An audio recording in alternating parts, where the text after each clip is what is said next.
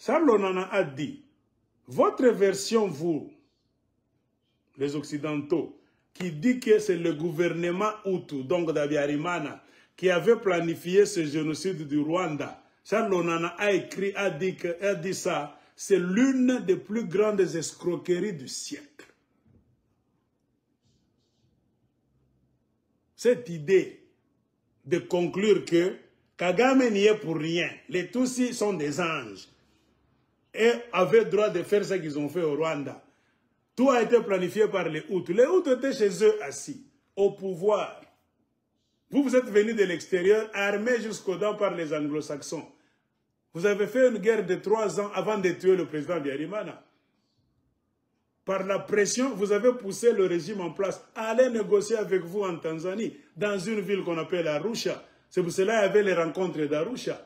Et là-bas, sous pression des Américains et d'autres anglo-saxons, Habyarimana a accepté presque 90% des cahiers de charges. En voyant qu'Habyarimana a accepté tout, pour qu'il y ait quoi? Qu'il y ait paix et démocratie au Rwanda. C'est-à-dire quoi? La paix et la démocratie, c'est-à-dire allons aux urnes. Et s'ils vont aux urnes, qui va gagner? C'est la majorité. Les Hutus sont 10 fois, non, 9 fois, 9 dixièmes. C'est-à-dire 90% des Tutsis. Les Hutus allaient toujours gagner, même s'ils ils dorment. Ils font quoi? Les Hutus allaient toujours gagner démocratiquement. Alors, les Américains sont démocratiques? Les Anglo-Saxons sont-ils des démocrates? S'ils étaient démocrates, ils allaient laisser l'ordre d'Arusha. Toutes les négociations allaient bon train. C'était presque arrivé à la fin. C'est quand ils ont vu que les négociations sont arrivées à la fin. Là où ils pensaient qu'Habyarimana allait résister, allait refuser de signer certaines histoires, Habyarimana les a surpris. Il a accepté même l'inacceptable parce qu'il savait le piège. Ces gens veulent me voir négocier, donc douter, bouder et refuser pour qu'ils puissent m'attaquer. Ils vont dire demain que c'est parce qu'Habyarimana a refusé de signer tout ça que nous étions obligés de prendre les armes. Les conseillers d'Habyarimana, parmi lesquels les Français, lui disaient, on est en train de te piéger, Masta. Signe. Habyarimana a tout signé. Il n'y avait plus raison de faire la guerre. Il fallait aller se partager le pouvoir, aller maintenant aux élections démocratiques, que les Hutus allaient gagner la main haute. Et comme l'agenda des anglo-saxons, c'était de ne pas voir un Hutu au pouvoir, c'est d'installer par la force un Tutsi, pour ouvrir le grand couloir afin d'entrer au Congo, commencer à voler. Ils ont créé ce génocide de mafia en coupant la communication, en s'arrangeant que les gens n'entrent pas au Rwanda, ne s'informent pas. Les moyens de ces communications, postes, télécommunications, satellites, tout était coupé. Mais eux-mêmes prenaient les photos satellites de tout ce qui s'est passé au Rwanda pendant les 100 jours. J'ai lu d'autres livres, écrits par des Américains. Garrison. Ces 3 livres ont parlé du génocide du Rwanda. 1, génocide du Rwanda. 2, génocide du Rwanda. 3. Quand vous lisez ces livres, Garrison, là à l'intérieur, l'auteur, qu'est-ce qu'il nous dit? Les images satellites existent. On a toujours sommé à la Maison Blanche. Montrez-nous les images satellites du génocide du Rwanda.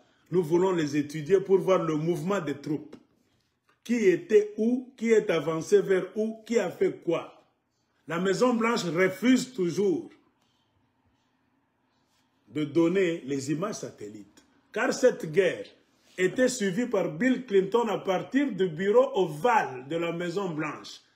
Bill Clinton était parmi les commanditaires de cette guerre du Rwanda, le sponsor de Kagame, leur homme, qu'ils voulaient installer de force en Afrique centrale pour nous déranger jusqu'à aujourd'hui, nous détruire et nous voler nos richesses. Les images satellites sont là. Beaucoup d'Américains blancs ont écrit, lisez ces livres Garrison. Moi, c'est que je vous dis, j'ai tiré ça de Garrison. Mais la Maison Blanche n'accepte jamais que des inspecteurs indépendants ait accès aux images satellites. Pourquoi? Ils sont en train de se reprocher quelque chose. C'est-à-dire quoi? La version que nous connaissons du génocide du Rwanda, c'est un mensonge. Kagame travaille pour le mensonge. Kagame a été déposé là-bas par des mensongers, des menteurs. Ainsi, Charles Lonane a pris le courage de dire, cette version que vous voulez nous dire, vous, que ce sont les Hutus qui ont planifié le génocide, Charles Lonane a dit, c'est une des plus grandes escroqueries du siècle. Il a accès à des documents, les documents secrets même des gouvernants du monde, en Occident. Ça dit autre chose. C'est dans ses enquêtes, en tant que journaliste d'investigation, Charles Lonane a fait parler les documents des Blancs eux-mêmes. Ils ont beaucoup discuté sous la table à propos du Rwanda. Ils se sont contredits, ils se sont chamaillés, ils se sont condamnés, mais en silence. Beaucoup de documents ont fuité. Là où la vraie version des Américains existe de l'Union européenne, tout le monde sait que ce qu'ils nous disent à propos du Rwanda, c'est un mensonge. Et quand nous disons que c'est un mensonge, cela ne veut pas dire qu'on n'a pas tué des gens au Rwanda. Ne prenez pas ça comme ça. Oui, on a tué des gens au Rwanda. Mais le narratif, la version qu'on nous donne, c'est ce qui dérange. Car elle n'est pas la vraie.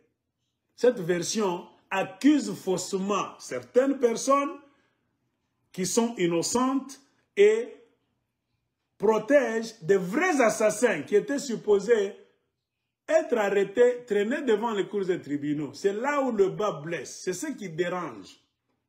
Il se fait que les vrais coupables dans ce qu'on a appelé le génocide du Rwanda sont protégés par les superpuissances. Ils sont du côté de la mafia, du gros dos, beaucoup d'argent, armés jusqu'aux dents. Ils défient tout le monde. Et l'exemple le plus proche au Congo, regardez le comportement de Paul Kagame. Il s'en fout et s'en fichissime. C'est un animal féroce. Il sait qu'il a tort, mais Tokoku Fanabino.